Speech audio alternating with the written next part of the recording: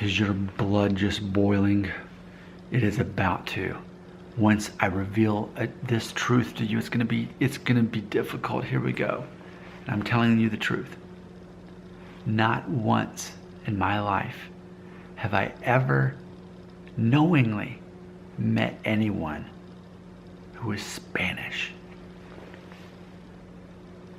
I'm being honest with you. I've never in my life met anyone who is Spanish. Okay? I want to make sure I'm not confusing when I say this. Here's what I'm not saying. I'm not saying that I've never met anyone who is of Spanish descent, because that would actually be me and people in my family. But like here in the United States or anywhere I've traveled in the entire world, and I've traveled the world.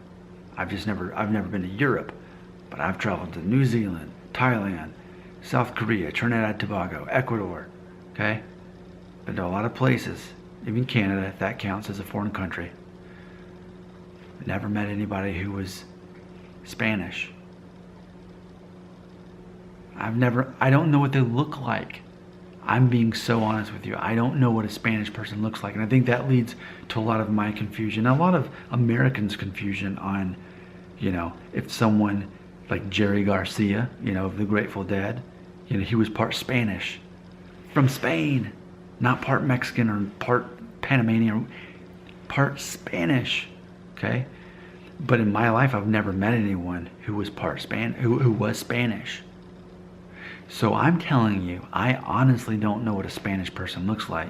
And if you told me, well, here's someone who's Spanish, don't you know what they look like? I would probably say, oh yeah, they're a different race. And I know when a lot of you hear that, what's happening? The face palm. But that's how far removed I am from understanding what a Spanish person looks like.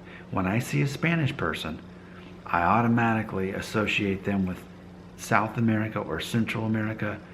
I ultimately kind of deem them as not white, in the same way that it's arbitrary that America, we've talked about this recently, how the definition of what it means to be white in America has evolved over the decades, over the generations, And at one point in American history, if you were Jewish or German or Irish, you weren't white, And things have changed, and one theory is that we've changed that theory to kind of balance out, like, who's white now, because there's so many other people that have come to our country now. We're so mixed that, we'll count you, you're Greek, we'll let you be white now, kind of a thing.